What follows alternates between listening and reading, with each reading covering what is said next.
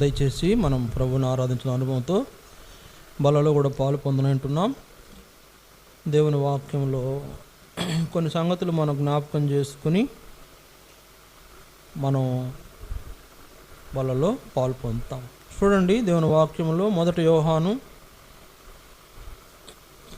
3వ అధ్యాయం, 1 యోహాను 3వ అధ్యాయం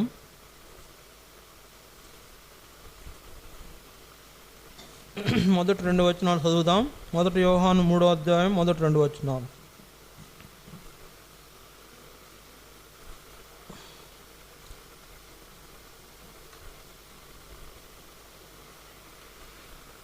పేజీ నెంబర్ 222 క్రొత్త నిబంధనలు. 1 యోహాను 3వ అధ్యాయం మొదటి 2 వచనాలు. మనము దేవుని పిల్లలమని పిలువబడినట్లు తండ్రి మనకెట్టి ప్రేమను అనుగ్రహించను చూడుడి, మనము దేవుని పిల్లలమే. ఈ హేతువు చేత లోకం మనలను ఎరుగదు, ఏలయనగా అది ఆయనను ఎరుగలేదు. ప్రియులారా, ఇప్పుడు మనము దేవుని పిల్లలమై ఉన్నాము. మనం ఇక ఏమవుదుమో అది ఇంకా ప్రత్యక్షపరచబడలేదు, కానీ ఆయన ప్రత్యక్షమైనప్పుడు ఆయన ఉన్నట్లుగానే ఆయనను చూతుము గనుక ఆయనను పోలియుందుమని ఎరుగుదుము. ఇక్కడ వ్రాయబడిన మాటల్లో మరి 2వ వచనంలో మనం ఇక ఏమవుదుమో అది ఇంకా ప్రత్యక్షపరచబడలేదు. మనం ఇక ఏమవుదుమో అది ఇంకా ప్రత్యక్షపరచబడలేదు. దేవుడి వాక్యం ద్వారా మనతో మాట్లాడి బలలో పాలు పొందినట్లు తగిన సిద్ధపాటును అనుగ్రహించునుగాక. చూడండి, ఇక్కడ వ్రాయబడిన మాటల్లో మనము దేవుని పిల్లలం. మొదట ప్రాముఖ్యంగా గుర్తుంచుకోవాల్సింది మనము దేవుని పిల్లలం. రెండవది, మనము ఏమై ఉన్నాము అనేది మనకు ఇంకా తెలియలేదు. అందుకనే మనం ఇక ఏమవుదుమో అది ఇంకా ప్రత్యక్షపరచబడలేదు అని వ్రాయబడి. మనం ఏమవుదుమో అంటే ఇక మీదట మనం ఏమవుతామో అనేది ఇంకా మనకు తెలియదు. కానీ ఒకటైతే చెబుతున్నాడు, ఏమంటే ఆయన ప్రత్యక్షమైనప్పుడు ఆయన ఉన్నట్లుగానే ఆయనను చూతుము గనుక ఆయనను పోలియుందుమని ఎరుగుదుము. అంటే ఇక మీదట మనం ఏమవుతామో మనకు తెలియదు, కానీ ఆయన ప్రత్యక్షమైనప్పుడు ఆయనను చూస్తాం గనక ఆయనను పోలిన వారుగా ఉంటామని మాత్రం అర్థం చేసుకోవాలి. కనుక మనము దేవుని పోలికగా చేయబడాలనేది దేవుని యొక్క ఉద్దేశం. మనం ఆయన పోలికగా మార్చబడాలి. మనం ఆయన పోలికగా మార్చబడాలి. దేవుని పిల్లలు దేవుని పోలికలోకి మార్చబడాలి. చూడండి, అందుకనే దేవుడు ఎలా చేశాడు? అసలు మానవుడిని ఎలా చేశాడు? తన పోలికలో చేశాడు కదా. అందుకే ఆదికాండం చూడండి, 1వ అధ్యాయం. ఆదికాండం 1వ అధ్యాయం దేవుడు చేసినప్పుడు చేయాలనుకున్నప్పుడే అన్నాడు అంటారు. ఏమని? దేవుడు మానవుడిని చేయాలనుకున్నప్పుడే అన్నాడు. ఏమని అన్నాడంటే ఆదికాండం 1:27 దేవుడు తన స్వరూపమందు నరుని సృజించెను, దేవుని స్వరూపమందు వాని సృజించెను, స్త్రీని గాను పురుషుని గాను వారిని సృజించెను. దేవుడు దేవుని స్వరూపములో మనల్ని సృజించాడు. మనల్ని ఎలా సృజించాడంట? దేవుని స్వరూపములో మనల్ని సృజించాడు. అందుకనే ఇప్పుడు మనం ఏమవుతామో మనకు తెలియదు, కానీ ఇక ముందు ఏమవుతామో అంటే రాబోయే కాలంలో ఇంకా ఏమవుతామో మనకు ప్రత్యక్షపరచబడలేదు. కానీ ఒకటైతే అర్థం చేసుకోవాల్సింది ఏంటంటే, ఆయన ప్రత్యక్షమైనప్పుడు యేసు ప్రభు మధ్యాకాశానికి వచ్చినప్పుడు మనం ఆయన కలుసుకుంటాం, ఆయన చూస్తాం, ఆయన చూడబోతున్నాం. ఆయన ఎలా ఉంటాడో మనం కూడా అలా ఉంటాము అని నమ్ముతున్నాడు ఇక్కడ భక్తుడు. ఆయన ఎలా ఉంటాడో మనం కూడా అలా ఉంటాము అని మాత్రం ఎరుగుదుము అన్నాడు అక్కడ. అట్లా మనం ఎరగాలి. యేసు ప్రభు పోలికలో ఉంటామని ఎరగాలి. మరి యేసు ప్రభు పోలికలో ఉండాలంటే, యేసు ప్రభు పోలిక మనకు రావాలంటే ఏం చేయాలి? ఆయన లాంటి స్వభావం మనకు ఉండాలి, ఆయన లాంటి అలవాట్లు మనకు ఉండాలి, ఆయన ఎలా జీవించాడో అలాంటి జీవితం మనకు ఉండాలి. అందుకే ఆయన జీవితం ఎలాంటి జీవితం చెప్పండి? ఎలాంటి జీవితం? పాపం లేని జీవితం, పాపరహితుడైన జీవితం ఆయనలో పాపం లేదు. ఆయన ఒకసారి బహిరంగంగా సవాలు చేశాడు. ఏమని సవాలు చేశాడు తెలుసా? ఏమని సవాలు చేశాడు? నా యందు పాపం ఉన్నదని మీలో ఎవరైనా స్థాపిస్తారా? చూడండి, యోహాను సువార్త 8వ అధ్యాయం. యోహాను సువార్త 8వ అధ్యాయం 8:46 వచనం. యోహాను సువార్త 8:46 వచనం. దయచేసి చూడండి.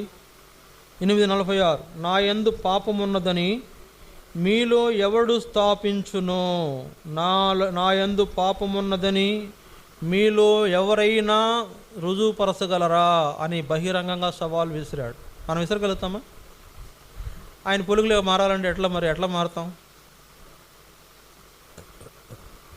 ఏమండి, యేసు ప్రభు ఏమన్నా స్పెషల్ భోజనాలు చేశాడా? పరలోకం నుంచి క్యారేజ్ తెచ్చుకున్నాడా ఏంటి? ఏమన్నా ఆయన కూడా మనలాగానే తిన్నాడుగా, ఉప్పు కారాలేగా తిన్నాడు, మనలాంటి జీవనమేగా. ఇంకా చెప్పాలంటే మనకంటే కడు దీనమైన జీవనం జీవించాడు. సరే, ఆయన ఒక వడ్రంగి ఇంట్లో పెరిగాడు.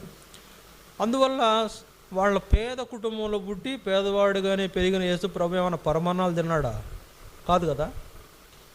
మామూలు మనలాంటి ఉప్పు కారాలే కదా. అవునా కదా? ఎందుకంటే కోప్పడుతున్నారంటే ఏమంటారంటే, ఏం చేస్తాం సార్, ఉప్పు కారం తిన్న బాడీలో ఏం చేయమంటారు అంటారు. మరి యేసు ప్రభు తినలేదా? యేసు ప్రభు కూడా మనలాంటి ఆహారమే. అయితే ఆయన స్వభావము పాపము చేయనటువంటి స్వభావం. ఆయన అంటే వాక్యంలో రాయబడింది, ఆయన తన స్వభావానికి విరోధంగా ఏది చేయలేడంట. చూడండి, అందుకని మొదటి 2 తిమోతి 2వ అధ్యాయం 2 తిమోతి 2వ అధ్యాయం ఆ మాట చూడండి. 2వ అధ్యాయం 11వ వచనం. 2 తిమోతి 2వ అధ్యాయం 13వ వచనం. మనము నమ్మదగిన వారమైనను ఆయన నమ్మదగిన వాడుగా ఉండును. ఆయన తన స్వభావమునకు విరోధముగా ఏదియూ చేయలేడు. తన స్వభావానికి విరోధంగా ఏమి చేయలేడు. పాపం ఏంటి ఆయన స్వభావం? పాపం చేయకూడదనే స్వభావం. ఏంటి ఆయన స్వభావం? ఏమంటే ఎవరిని దూషించకూడదు అనే స్వభావం, అబద్ధం ఆడని స్వభావం, అపవిత్రత లేని స్వభావం, అపవిత్రమైన ఆలోచనలు రాని స్వభావం. మనకైతే ఎన్ని అపవిత్రత కదా, ఎన్ని అపవిత్రమైన ఆలోచనలు వస్తాయి కదా. కనుక ఆయన తన స్వభావానికి విరోధముగా ఏమీ చేయలేడు. అంటే ఆయన పాపము లేనివాడుగా ఉన్నాడు. అందుకే అంత బహిరంగంగా సవాలు విసరగలిగాడు. ఎవరండి ఈ వీధులు నిలబడి ఎక్కడైనా బహిరంగంగా నాలో పాపం ఉన్నదని మీరు ఎవరైనా చెప్తారా? రుజువు చేస్తారా అని అడగండి ఎవరిని. వాళ్ళు అంటారు, ఓరే పాపి, ఎంత దుర్మార్గుడు నువ్వు, నీలో ఎంత కపటం ఉంది, ఎంత అబద్ధాలు ఉన్నాయి, ఎన్ని బూతులు మాట్లాడతావు నువ్వు పాపం ఉందా అని సవాలు చేస్తున్నావే, నీకేమన్నా సిగ్గుందా అని అంటారనరా. కానీ యేసు ప్రభు అలా భయపడలే. అసలు ఆయన ఎవరు అడిగే సాహసం కూడా చేయలే. నాలో పాపం ఉన్నదని మీలో ఎవడు స్థాపించును, దమ్ముండే రుజువుపరచండి అని సవాలు విసిరాడు పబ్లిక్గా. కాబట్టి ఆయన స్వభావంలోనికి మనం మారాలంటే మనలో పాపం లేని, ఆయనలో పాపం లేదు, మనం కూడా పాపం లేని వారికి ఉండాలి. మనలో పాపం స్వభావం ఉండకూడదు, అపవిత్రమైనటువంటి తలంపులు రాకూడదు మనం. చూడండి, అందుకనే హెబ్రీ పత్రిక 7వ అధ్యాయం 26వ వచనంలో ఇట్లా రాశారు. హెబ్రీ 7వ అధ్యాయం 26వ వచనం. హెబ్రీ 7వ అధ్యాయం 26వ వచనం. ఆ మాటలు చూడండి. పవిత్రుడును నిర్దోషియు నిష్కల్మషుడును పాపులలో చేరక ప్రత్యేకముగా ఉన్నవాడును ఆకాశ మండలం కంటే మిక్కిలి హెచ్చైన వాడునైన ఇట్టి ప్రధాన యాజకుడు మనకు సరిపోయినవాడు. పవిత్రుడు, నిర్దోషి, నిష్కల్మషుడు, పాపులలో చేరక ప్రత్యేకముగా ఉన్నవాడు. సరే, పాపులలో చేరక ప్రత్యేకముగా ఉన్నవాడు. అందువలన పవిత్రుడైన యేసు ప్రభువులాగా మనం ఉంటే మనం కూడా ఆయన పోలికలోగా మారుతాం కదా. చూడండి, ఇప్పుడు ఒక తండ్రిని తీసుకోండి, వాళ్ళ పిల్లలను చూసినప్పుడు, అరే అబ్బాయి అచ్చంగా నువ్వు మీ నాన్నలాగానే ఉన్నావురా అంటారు కదా. అచ్చంగా మీ నాన్నలానే ఉన్నావు అంటారు. ఎందుకంటే వాడు ఆయన పోలికలో ఉన్నాడు వాడు, అంతే కదా. ఆ బిడ్డ తన తండ్రి పోలికలో ఉన్నాడు. అచ్చంగా నన్ను అంటారు. నేను ఎక్కడైనా వాక్యం చెప్తూ వెళ్ళినప్పుడు ఎక్కడన్నా మా నాన్న తెలిసిన వాళ్ళు కూర్చుంటే, అయ్యా అచ్చం మీ నాన్న చెప్పినట్టు చెప్తున్న వాక్యం అంటారు.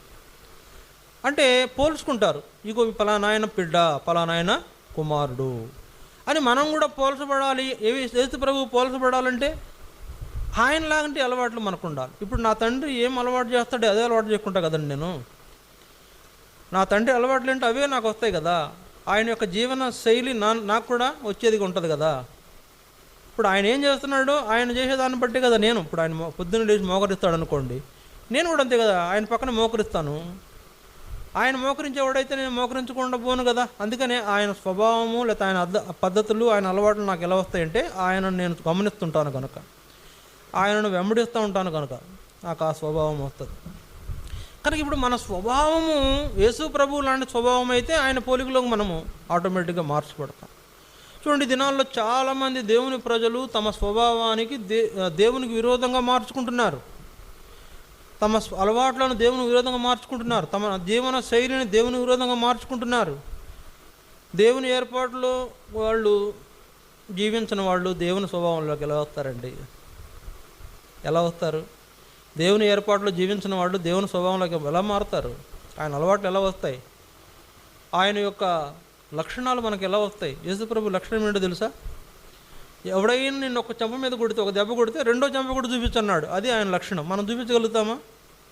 చూపిస్తామా? అబ్బే, కుదరదు, మనకు కుదరదు. ఆయన అన్నాడు, యేసుప్రభు అన్నాడు. మన భారతదేశంలో గాంధీ గారు కూడా ఈ సిద్ధాంతం చెప్పాడు. ఎవడైనా నిన్ను ఒక చెంప మీద కొడితే నువ్వు రెండో చెంప చూపించని గాంధీ గారు సిద్ధాంతం చెప్పాడు. ఎక్కడి నుంచి తెచ్చాడయ్యా అని అడిగా మేము ఆలోచిస్తే బైబిల్ చదివాడంట ఆయన. గాంధీ గారు బైబిల్ చదివాడంట. బైబిల్లో యేసుప్రభు సిద్ధాంతాలు ఆయన నచ్చిన, ఆయనకే కాదు, స్వామి వివేకానంద అని ఒక ఆయన ఉన్నాడు, ఆయనకు కూడా యేసుప్రభు సిద్ధాంతాలు తెలుసు. ఇంకా అన్ని ఆయనలే కాదులేండి, చాలామంది బైబిల్ చదివిన వాళ్ళు ఉన్నారు, పెద్ద పెద్ద స్థాయిలో ఉన్నవాళ్ళు. వాళ్ళు బైబిల్లో నుంచి తీసుకొచ్చిన సిద్ధాంతాలని నేర్పించారు. బైబిల్లో ఉన్నటువంటి యేసుప్రభు బోధించిన బోధనలే నేర్పించారు.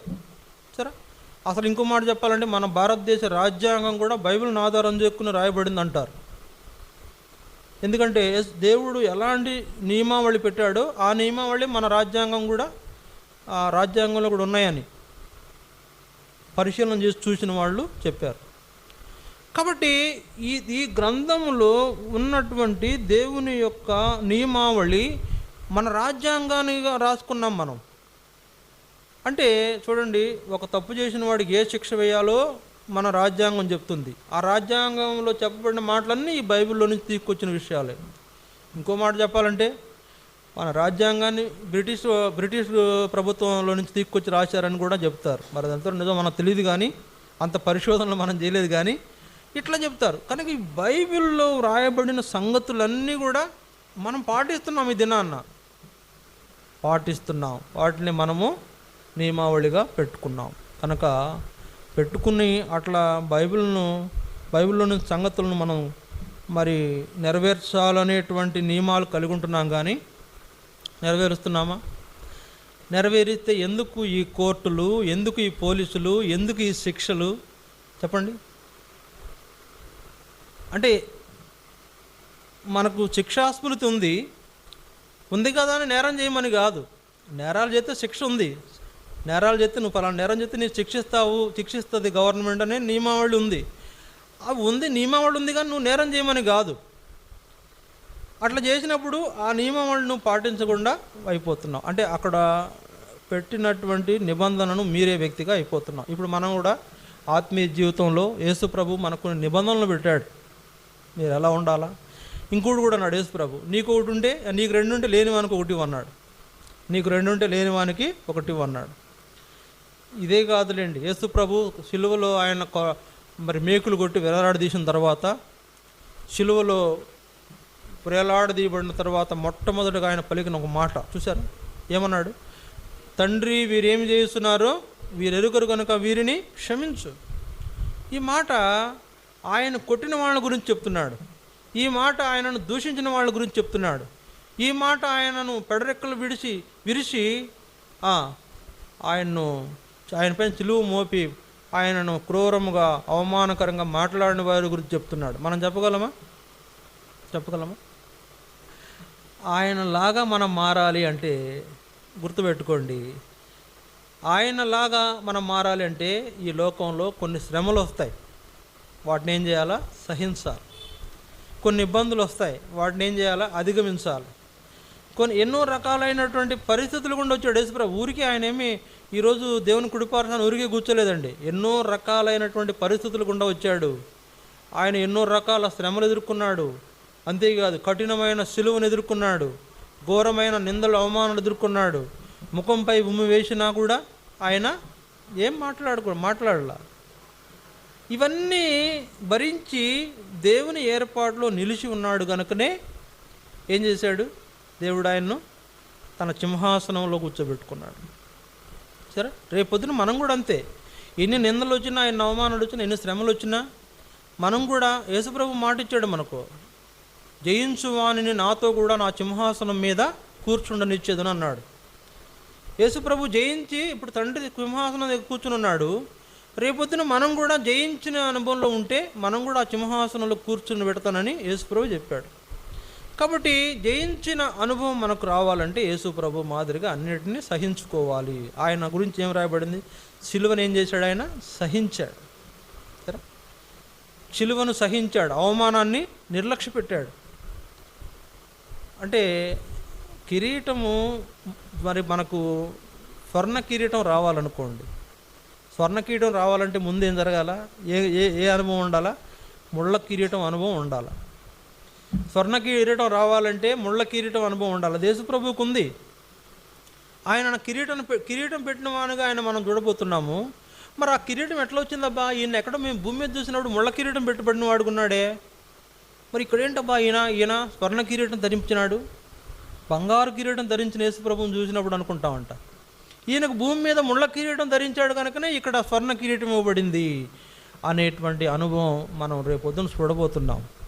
ప్రియులారా, ఇక్కడ సంగతి ఏంటంటే ఆయన ప్రత్యక్షమైనప్పుడు ఆయనను పోలిన వారుగా ఉందుమని మనము ఎరగాలి అంటే ఉండాలి. అంటే ఏం చేయాలా, యేసు ప్రభు మాదిరి మనకు ఉండాలి.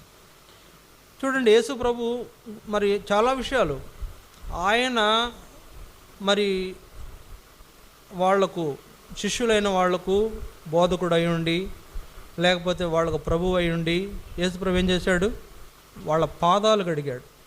శిష్యుల పాదాలు కడిగాడా లేదా, కడిగాడు. తర్వాత ఇంకేం చేశాడు, శిష్యుల పాదాలు కడిగాడు. తర్వాత ఒక మాదిరిని చూపించాడు వాళ్లకు, నేను ఎలా చేశానో మీరు కూడా అలా చేయాలని ఒక మాదిరిని చూపించాడు. ఇలాంటి జీవితం కలిగినటువంటి వాళ్ళే ఆ స్వరూపులోకి మారుతారు. ఇక్కడ ఇంకో విషయం, మనలో యేసు ప్రభువుని చూడగలగాలి, మనలో యేసు ప్రభువుని చూపించాలి. మనం చూపించగలుగుతున్నామా? యేసు ప్రభు అంటే ఆయన చూపించాలంటే ఆయనలాగా మారిపోవాలి. ఎలా అంటే ఆయనలాగా మారాలంటే ఆ దైవ భయం మనకు ఉండాలా, దేవుని శక్తి మనకు ఉండాలా, తర్వాత మన జీవితంలో దేవునికి లోబడి జీవించడం, విధేయత చూపించే ఆ గుణం ఉండాలా. దేవునికి యేసు ప్రభు విధేయత చూపించాడు. అది చూడండి, హెబ్రీ 5వ అధ్యాయం, హెబ్రీ 5వ అధ్యాయం 8వ వచనం, హెబ్రీ 5వ అధ్యాయం 8వ వచనం. ఆయన కుమారుడయుండియు తాను పొందిన శ్రమల వలన విధేయతను నేర్చుకొనెను. ఆయన కుమారుడయుండియు తాను పొందిన శ్రమల వలన ఏం నేర్చుకున్నాడంట, విధేయత. ఆయన పొందిన శ్రమల్లో విధేయత వచ్చిందంట ఆయనకు. అంటే విధేయత అంటే కొరడాతో కొట్టేవాడికి ఏం చేశాడంట, కొడతావా కొట్టుకో అని ఊమి చూపించాడంట. మనం చూపిస్తామా? శ్రమలలో ఆయన కొడుతూ ఉంటే విధేయత అంటే కొట్టేవానికి వీపు చూపించాడంట, వీపు చూపించాడు. చెంప మీద కొడితే ఇంకో చెంప చూపించాడంట. సరే, ఇదంతా చూడండి, ఇదంతా కూడా విధేయత నేర్చుకోవడానికి కారణమైంది. ఆయన విధేయుడు. ఎవరికి విధేయుడు? తండ్రికి విధేయుడు. తనకు తండ్రికి విధేయుడైన కారణం చేత ఏమైందంట, 9-10 వచనాల చివరిలో చూడండి, తనకు విధేయులైన వారికి అందరికీ నిత్య రక్షణకు కారకుడయ్యాడు. తనకు విధేయులైన వారికి నిత్య రక్షణకు కారకుడు. కనుక యేసు ప్రభు లాంటి స్వభావం మనకు రావాలంటే విధేయత ఉండాలి. దేవునికి విధేయత చూపించే వారికి ఉండాలి, లోబడాలి. దేవుడు యేసు ప్రభువుని బహుశా ఈ కోరిక కోరుండాలి. ఏం కోరుండాలి? నా కొరకు నువ్వు భూలోకానికి వెళ్ళాలి, అక్కడ నీకు మరి నేను నియమించే లేకపోతే నీ కొరకు ఏం చెబుతానో అది నువ్వు నెరవేర్చే వ్యక్తిగా ఉండాలి. దేవుడు మాట్లాడాడు, యేసు ప్రభుతో మాట్లాడి ఈ లోకానికి పంపించాడు. అంటే షరతులు పెట్టి పంపించాడు, కండిషనబుల్. అంటే తప్పనిసరిగా దాన్ని నెరవేర్చాలి. అంటే నీకు అక్కడ పలు శ్రమలు ఎదురవుతాయి, నిన్ను అక్కడ ఘోరంగా అవమానిస్తారు, నీకు ఏ శిక్ష వేస్తారు, కఠినమైన శిక్ష వేస్తారు, నిన్ను కొరడాలతో కొడతారు, నీకు చిలువ శిక్ష వేస్తారు, భూలోకంలో ఎన్నడైనాను ఎక్కడైనాను ఎవరికి విధించబడని శిక్ష నీకు విధించబడవచ్చు, వెళతావా అంటే ఏం చేశాడు? వెళతానని విధేయత చూపించాడు. అందుకే ఆ యెషయా గ్రంథంలో రాయబడింది, ఆయన యెహోవా ఉద్దేశాలు సఫలపరిచాడంట. చూడండి, అందుకే యెషయా 53వ అధ్యాయం, యెషయా 53వ అధ్యాయం 10వ వచనం, యెషయా 53, 10వ వచనం. అతని నలగొట్టుటకు యెహోవాకు ఇష్టమాయను, ఆయన అతనికి వ్యాధి కలుగజేసెను, అతడు తన్ను తానే అపరాధ పరిహారార్థ బలి చేయగా అతని సంతానము చూసును, అతడు దీర్ఘాయుష్మంతుడగును, యెహోవా ఉద్దేశము అతని వలన సఫలమగును. యెహోవా ఉద్దేశము అతని వలన సఫలమగును. ఎవరి వలన? యేసు ప్రభువు. దేవుని ఉద్దేశాలను సఫలం చేసే వ్యక్తులుగా మనం ఉండాలి. దేవుని ఉద్దేశాలు నెరవేర్చే వ్యక్తిగా ఉంటే నీ ఉద్దేశాలన్నీ సఫలం చేయబడతాయి. కనుక యెహోవా ఉద్దేశంలో అతని వలన సఫలమగునంటే నా ఐడియాలజీ చూడండి, అక్కడ ఏంటంట, దేవుని ఉద్దేశము అతని వలన సఫలమగునంటే ఆయన ఉద్దేశాలన్నీ యేసు ప్రభువు చెప్పాడు. దేవుని ఉద్దేశాలను, అయ్యా నేను ఇలా సృష్టి నిర్మాణం చేశాను, మరి ఆ సృష్టి నిర్మాణం చేసినటువంటి నా పిల్లలైన వారు మానవులందరూ కూడా చెడిపోయి, పాపం చేసి చెడిపోయి నష్టపోతూ ఉన్నారు, నశించిపోతూ ఉన్నారు, వాళ్ళు నరకానికి పాత్రులైపోతున్నారు, నువ్వు వారిని విడిపించి నా దగ్గరకు వారిని తీసుకురావాలి. యేసు ప్రభువుని పంపకముందు దేవుడు అందరిని పంపించారు. సరే, చాలామందిని పంపించాడు దేవుడు. యేసు ప్రభువుని పంపకముందు భూమి మీదకి చాలామందిని పంపించాడు. వాళ్ళెవ్వరి మాట వినల నరుడు, వాళ్ళెవ్వరూ ఏం చేయలేకపోయారు మానవుడు విమోచన కొరకు.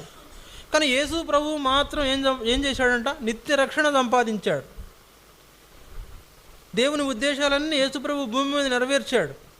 ఒకసారంట మరి యేసు ప్రభు రూపాంతరం కొండ మీదకి వెళ్ళాడంట. చూడండి, లూకా సువార్త, అక్కడ కొన్ని మాటలు చూద్దాం.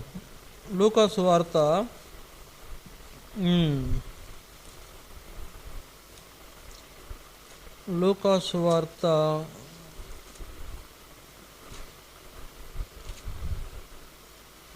9వ అధ్యాయం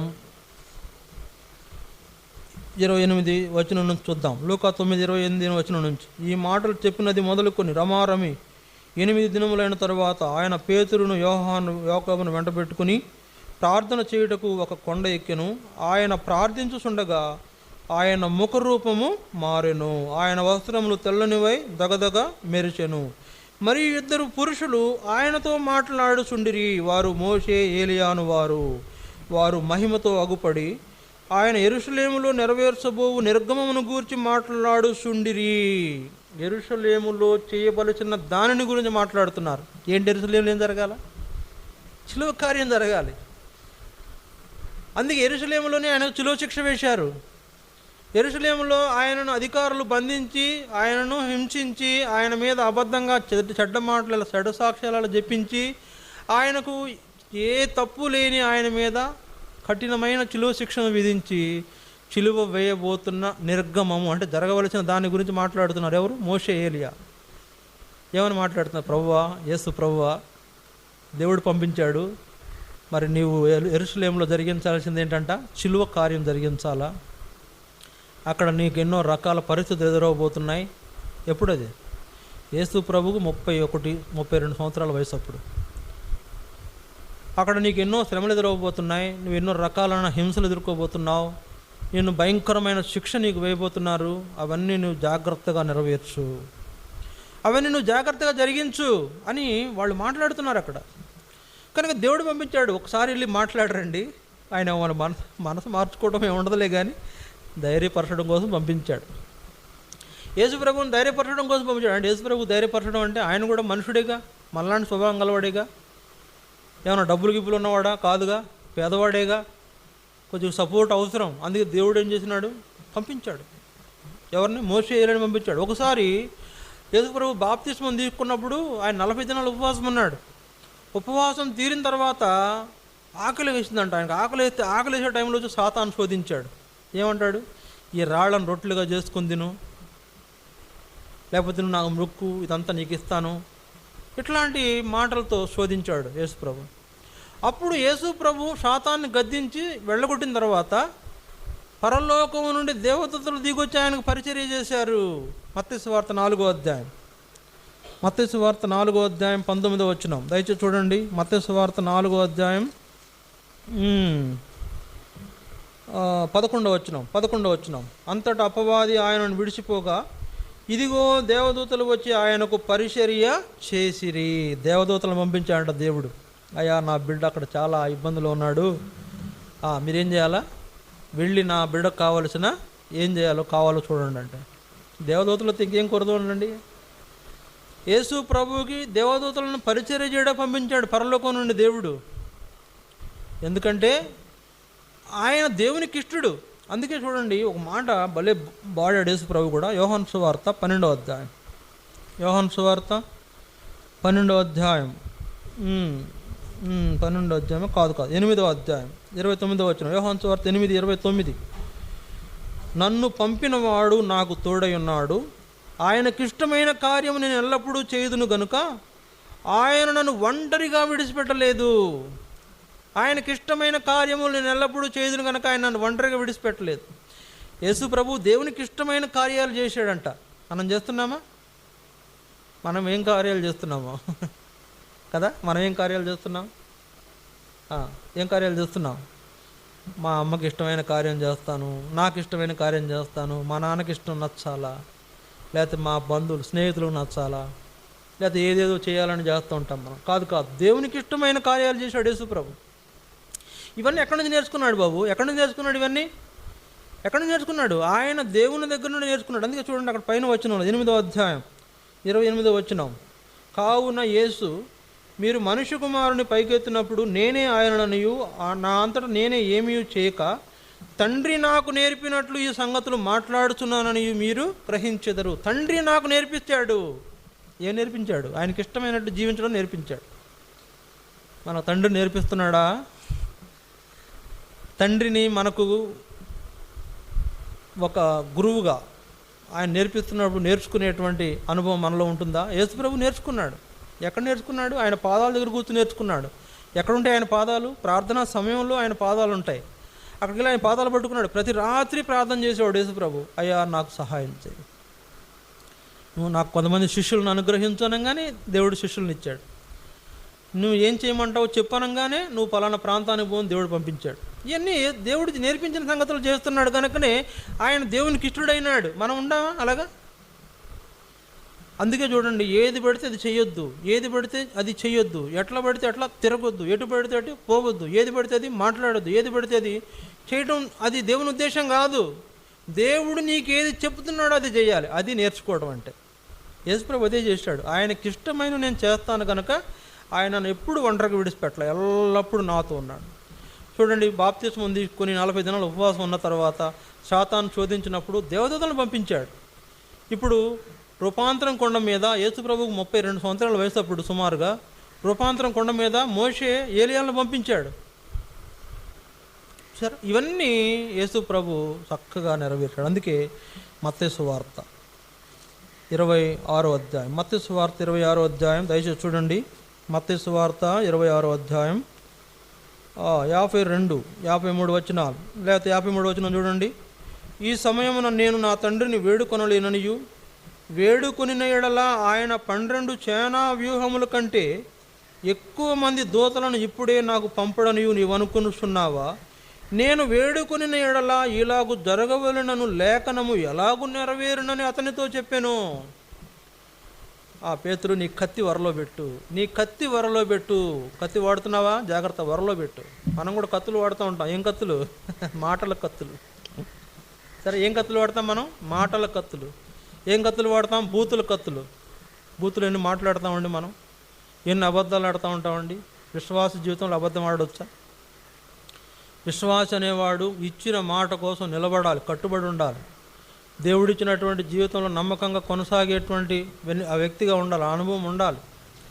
కానీ మనం ఏ కత్తి పడితే ఆ కత్తి వాడేస్తూ ఉంటాం, అవతల వాళ్ళకి గాయాలు చేసేస్తూ ఉంటాం. ఇప్పుడు ఇంత లావు బూతు మాట్లాడామనుకోండి, ఇంత లావు రాయేవాడి మీద వేసినట్టుగా దెబ్బ తగలదా?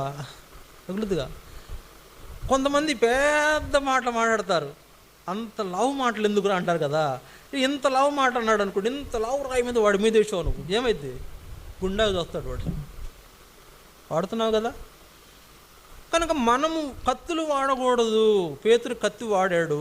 అందుకే పేతురుని అంటున్నాడు యేసు ప్రభు, నువ్వు కత్తి వరలో పెట్టువయ్యా బాబు, నిన్ను ఎందుకు తొందరపడ్డావు అని అంటూ ఇక్కడ అంటున్నాడు. ఈ సమయంలో నిన్న తండ్రిని వేడుకుంటే ఆయన ఏమంట 12 సేనా వ్యూహముల కంటే ఎక్కువ మంది దూతలను ఎప్పుడే నాకు పంపడాన్ని నువ్వు అనుకుంటున్నావా? ఒక ప్రార్థన చేస్తే దేవా అంటే దూతలు పంపించేస్తా అంట. ఎన్ని దూతలు? 12 సేనా వ్యూహాలు. అంటే ఒక్కొక్క కంపెనీకి మరి 12 కంపెనీలు అనుకోండి, మన భాషలో 12 బెటాలియన్స్కు 200-300 మంది ఉంటారు సుమారుగా. మరి 12 3600 మంది, 3600 మంది వచ్చేస్తారంట. ఒక్క తండ్రిని అట్లా వేడుకుంటే 3600 మంది కంటే ఎక్కువ దూతలను పంపిస్తాడంట దేవుడు. ఏమని? నా కుమారుని మీరు పట్టుకుంటూకి వచ్చారా, మీ సంగతి తెలుస్తానని వాళ్ళు వచ్చి వీళ్ళ మీద ఫైట్ చేస్తారంట. సరే, అందువల్ల అయితే ఇక్కడ ఏమంటున్నాడు యేసు ప్రభు, ఒకవేళ అలాగ పంపిస్తే అలా జరిగితే దేవుడు ఇలాగ జరిగించాలనుకునేటువంటి లేఖనము ఎలా నెరవేరుతుందని యేసు ప్రభు అంటున్నాడు. ఇలా జరిగించాలనుకున్న దేవుని ఉద్దేశం ఎలా నెరవేరుతుంది? నెరవేరదు కదా. పేతురు దయచేసి నీ కత్తి వరలో పెట్టాడు. కత్తి పట్టుకునేవాడు కత్తితో నశిస్తాడని చెప్పాడు యేసు ప్రభు అక్కడ. కనుక అందువల్ల మన సొంత తలంపులు, సొంత ఆలోచనలతో పోతే మనం నశించిపోతాం. అందుకే యేసు ప్రభు మాదిరే మనం ఉంటే, అలా జీవిస్తే ఆయన రూపంలోకి మనం మారిపోతామండి. సౌమ్యులుగా ఉంటాం, ప్రేమ గలవారుగా ఉంటాం, జాలి కరుణ దయ గలవారుగా ఉంటాం. ఈ మధ్యలో నన్ను ఎవరో దుర్భాషలు ఆడారు. చాలా తీవ్రమైన వ్యతిరేకత చూపించాను నేను. అంటే ఏ స్థాయిలో వ్యతిరేకించాలో ఆ స్థాయిలో వ్యతిరేకించా. తర్వాత నాతో దేవుడు అన్నాడు, ఎందుకయ్యా అంత ఆవేశం, నీకు తగ్గించుకో, నేను చూస్తా, నాకు అప్పగించు అని చెప్పాడు దేవుడు. వాళ్ళ సంగతి నేను చూసుకుంటాను, నువ్వెందుకు అనవసరంగా ఆవేశపడుతున్నావు, నేను లేననుకున్నావా అని దేవుడు నన్ను గద్దించాడు. అప్పుడు నేనేం చేశాను, నిజమే కదా, అబ్బాయి ఎంత గొప్పవాడు. ఇంతకుముందు నాకు ఎంతోమంది శత్రువులు ఉంటే వాళ్ళందరినీ దేవుడే వాళ్ళ మీద వ్యాజ్యం ఆడాడు. నా పగ ఆయనే తీర్చాడు. నేను మారు మనసు పొందడానికి కారణమే అది. ఒకటి మీద ద్వేషం పెట్టుకుంటే వాడిని ఏదో చేయబోతూ ఉంటే దేవుడు నన్ను గద్దించి మాట్లాడి నాతో మారు మనసు కలుగు చేసిన ఆయన, నీ పగ నేను తీరుస్తాను, నీ పగ నాది, నేను తీరుస్తానని చెప్పిన ఆయన, నా పగ తీర్చిన ఆయన ఇప్పుడేమో తీర్చడు. ఒకసారి కొంతమంది నా మీదకి వచ్చారు, ప్రభువా ఏంటయ్యా ఇదని ప్రార్థన చేసుకుంటే నీ శత్రువులైన వారి మీదకి వాళ్ళ మీదకి శత్రువులుగా రేపుతానని రేపాడు, వాళ్ళు కొట్టుకొని వచ్చారు. అట్లా చేస్తాడు దేవుడు. మనం ఎందుకు అనవసరంగా ఆవేశపడాలా? ఆవేశపడడం వల్ల ఏమైందంటే మన స్వరూపం మారిపోతుంది, యేసు ప్రభు పోలిక మారిపోతుంది. చూడండి, ఆయన ఎంత భక్తుడండి, ఒక్క మాట కూడా మాట్లాడండి, ఎవరిని ఏమనడండి, ఎంత బాగుంది. ఆయన పోలికలో రావాలంటే ఇట్లాంటి లక్షణం మనకు అవసరం అండి, లేకపోతే కష్టం. ఆయన పోలిక రాదు. ఆయన ప్రత్యక్షమైనప్పుడు విక్రూరమైన రూపంలో ఆయన దగ్గర ముందుకు పోతాం. ఎవడరా వీడు అంటాడేమో, ఎవరు వీడు అంటాడేమో. అక్కడ ఉండే పెద్దవాళ్ళని పిలిచి, ఒకళ్ళ మన పేతురు గారిని పిలిచి, అబ్రహాం గారిని పిలిచి, అబ్రహాము వీళ్ళు ఎవరో చూడినా కొత్తగా వచ్చాడు అంటాడేమో, ఈ రూపం మన రూపం కాదు, తేడాగా ఉంది అంటాడేమో. కనుక ఆయన రూపంలో ఉంటే మనవాడే అని నిన్ను దగ్గర తీసుకుని సహాయం చేస్తాడు. కాబట్టి ప్రియులారా, యేసు ప్రభు రూపంలోకి మనం మారాలంటే ఆయన స్వభావం మనం ధరించుకోవాలి. ఎంత హావభావాలు వ్యక్తం చేస్తామండి, ప్రశాంతంగా ఉండలేకపోతున్నాం. ఉండనివ్వడు సాతానుడు, యేసు ప్రభువునే ఉండనివ్వాలి. మనం ఎంత అయితే ఆయన జయించాడు, సాతాను జయించాడు, మనం కూడా జయించాలి. ఎందుకు జయించలేము? యాకోబు పత్రికలో మంచి మాట రాశారు చూడండి. యాకోబు పత్రిక 4వ అధ్యాయం 8వ వచనం. యాకోబు పత్రిక 4వ అధ్యాయం 8వ వచనం. యేసు ప్రభు మరి ఎలాగైతే అపవాదిని ఎదిరించాడో మనం కూడా ఎదిరించాలనేది దేవుని ఉద్దేశం. యాకోబు పత్రిక 4:8 దేవుని యొద్దకు రండి, అప్పుడు ఆయన 7వ వచనం చూడండి. 7వ వచనం. కాబట్టి దేవునికి లోబడి ఉండుడి, అపవాదిని ఎదిరించుడి, అప్పుడు వాడు మీ యొద్ద నుండి పారిపోవును. అపవాదిని ఎదిరించుడి, అప్పుడు వాడు మీ యొద్ద నుండి పారిపోతాడు. ఎదిరించకపోతే పారిపోతాడా? ఎవడరా నువ్వంటే? అమ్మో, కొంచెం రివర్స్ అయిపోతున్నాడని వాడికి భయం వేస్తుంది. ఎందుకంటే వానిలో ఉన్న దానికంటే మనకు ఎక్కువ శక్తి, దైవశక్తి ఉంటుంది కాబట్టి ఆ దైవశక్తికి భయపడతాడు సాతాను. భయపడకుండా, ఎదిరించకుండా మొహమాట పడి లోబడ్డాం అనుకోండి, యేసుప్రభుకు మొహమాటం లేదు తెలుసా మీకు. స్ట్రైట్ ఫార్వర్డ్, ముక్కు చూటికి మాట్లాడతాడు, తేటగా మాట్లాడతాడు. ఖండించే విషయంలో ఏ విధమైన భేదం లేదు. అందుకే ఆయనకు పక్షపాతం లేదని పేతురు చెప్పాడు. ఆయనకు పక్షపాతం లేదు, ఎవరైనా మాట్లాడతాడు. ఆయన మాటలకు భయపడి దాక్కుని సచ్చారు వాళ్ళు. ఏమంటాడో అని దూరంగా బారిపోయారు యేసుప్రభు మాట్లాడేటప్పుడు. కాబట్టి ఇక్కడ నా తలంపు ఏంటంటే అపవాదిని ఎదిరించాలి. మా చిన్నప్పుడు మేము CSI బ్యాక్గ్రౌండ్లో ఉండేవాళ్ళం. CSI, మా నాన్న CSI సంఘ పెద్ద, కాపరిగా కూడా పనిచేసేవాడు. ఆయన పెద్దవాళ్ళ దగ్గరికి వెళ్ళినప్పుడు ఒక ఆయన పెద్ద DC గారి దగ్గరికి వెళ్ళాడు. అక్కడ వెళ్ళినప్పుడు ఆయన మా నాన్నతో చెప్పగానే విన్నది ఏంటంటే, నేను ప్రార్థన చేసుకుందాం అనుకుంటున్నాను కానీ ప్రార్థన చేసుకోలేకపోతున్నానయ్యా సుబ్రహ్మణ్యం. వాక్యాన్ని చదువుకుందాం అనుకుంటున్నాను కానీ వాక్యం చదువుకోలేకపోతున్నాను. నాకు అర్థమైంది, వీడు ఇక్కడే తిరుగుతున్నాడు, ఎవడు సాతానుడు ఇక్కడే తిరుగుతున్నాడు, నన్ను ఆటంకపరుస్తున్నాడు అని నాకు అర్థమయ్యి నేనేం చేశాను, వాడిని బయటికి తోలివేశాను అన్నాడు. ఎట తోలివేశారండి అని అడిగాడు మా నాన్న. అంటే మరి ఆయన అన్నాడు అంటే వెళ్ళిపోయిందంట. అంటే ఈ గద్దింపు, అతనిలో ఉన్న దైవశక్తి పనిచేసి సాతాను బయటకు పోయాడంట. ఈయన ప్రార్థన చేసుకోగలిగాడంట, వాక్యం చదువుకో. నేను విన్నా స్వయంగా. ఇది ఒక పెద్ద విజయవాడ CSIలో పెద్ద అక్కడ ఉండే బిషప్ లాంటి ఒక ఆయన. కాబట్టి నా తలం ఏంటంటే సాతాను వెళ్ళగొట్టాలి. మనం ప్రార్థన చేసే సమయంలో సాతాను ఆటంకపరుస్తాడు.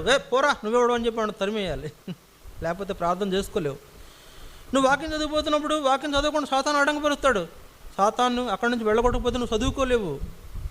వాక్యం చదవకపోతే యేసుప్రభులా మారలేవు. ప్రార్థన చేయకపోతే యేసుప్రభుని నువ్వు వెంబడించలేవు, ఫాలో అవ్వలేవు, దేవుని ఏర్పాటు జరిగించలేవు. కాబట్టి ప్రార్థన చేయాలన్నా, వాక్యం చదవాలన్నా, మందిరానికి వెళ్ళాలన్నా, ఏది చేయాలన్నా సాతాను ఆటంకపరుస్తాడు. వాడిని ఏం చేయాలా? ఎదిరించాలి. పరిస్థితి భిన్నంగా ఉంటుంది ఈ రోజుల్లో. సాతాను మనం ఎదిరించడం కాదు, వాడు మనల్ని బెదిరిస్తున్నాడు. సరే, సాతాను మనం ఎదిరించడం కాదండి, వాడు మనల్ని బెదిరిస్తున్నాడు. మనం వాడి బెదిరింపులు పడిపోయి మనం ఏం చేస్తున్నాం, మందిరం ఆగిపోతాం, బైబిల్ చదువుకోవడం ఆపేస్తాం, ప్రార్థన చేసుకోవడం ఆపేస్తాం, దేవుని భయం కలిగి జీవించడం ఆపేస్తాం, ఎట్లా పడితే అట్లా జీవిస్తాం, యేసుప్రభు రూపంలోకి రాలేకపోతూ ఉన్నాం. మనకిచ్చిన ఆ రూపాన్ని పోగొట్టుకున్న, దేవుని రూపాన్ని పోగొట్టుకున్న మనలను తిరిగి ఆయన రూపంలో మార్చాలనే దేవుని ఉద్దేశం, యేసుప్రభు ద్వారా జరిగించాలనుకున్న ఆయన ఏర్పాటు మనం నెరవేర్చలేకపోతే ఇంకేమి మనం దేవుని ఏర్పాట్లో ఉన్నట్లు. కనుక అపవాదిని ఎదిరించకపోతే నువ్వు భక్తి చేయలేవు, అపవాదిని ధిక్కరించకపోతే నువ్వు దేవుని వెంబడించలేవు, ఆయనలాగా నువ్వు మారలేవు. కాబట్టి యేసుప్రభు పోలికలో మనం మారాలంటే సాతానుని ఎదిరించాలి, సాతానుని ఎదిరించాలి.